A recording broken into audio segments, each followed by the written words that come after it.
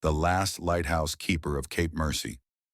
The fog rolled in thick over Cape Mercy, Massachusetts, just like it had every autumn evening for the past 140 years. Samuel Chen stood at the top of the lighthouse, his weathered hands gripping the iron railing as he watched the gray wall swallow the Atlantic.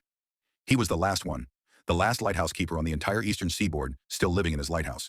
Everyone else had been automated out, their positions made obsolete by GPS and satellite technology. But Cape Mercy was different. The town had fought to keep him here, and somehow, miraculously, they'd won.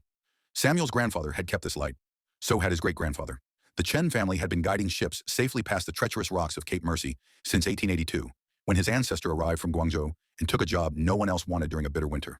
Tonight felt different, though. Samuel had received the letter that morning. The Coast Guard was finally pulling the plug. Budget cuts, modernization. The lighthouse would become a museum by spring. As darkness fell, Samuel climbed the spiral stairs one more time to light the lamp, manually the old way, even though it had been fitted with an automatic timer decades ago. The Fresnel lens caught the flame and multiplied it into a blazing beam that cut through the fog like hope itself. His phone buzzed. A text from the harbor master. Fishing boat Maggie's Prayer. Engine failure. Drifting toward the rocks. GPS down. Can you help? Samuel's heart raced. He cranked the lamp to full power and aimed it, sweeping the beam in the old pattern. 3 short, 3 long, 3 short. SOS in reverse. I see you. I'm here. Through his binoculars, he spotted her, a small craft being pulled by the current toward the jagged rocks that had claimed so many ships before the lighthouse existed. He grabbed his radio, coordinating with the Coast Guard cutter racing from the harbor 15 miles south. But they wouldn't make it in time. Samuel kept the light trained on the Maggie's Prayer, giving the crew something to steer by, something to fight toward. He talked them through it on the radio, his voice calm, just like his grandfather had taught him. 10 degrees starboard. Steady now.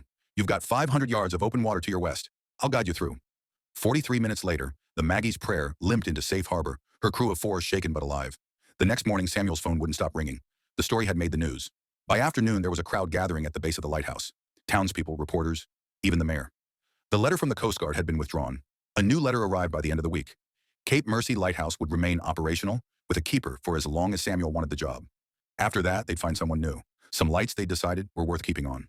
Samuel smiled as he polished the Fresnel lens that evening, his reflection multiplied in its 1,000 prisms. His daughter was finishing her Coast Guard training in Connecticut. She called that morning, asking if the job would still be there when she graduated. The fog rolled in, just like always, and the light shone out, just like always. Some traditions were worth fighting for. Would you like me to create a different type of USA story? Or would you like this one expanded or modified in any way?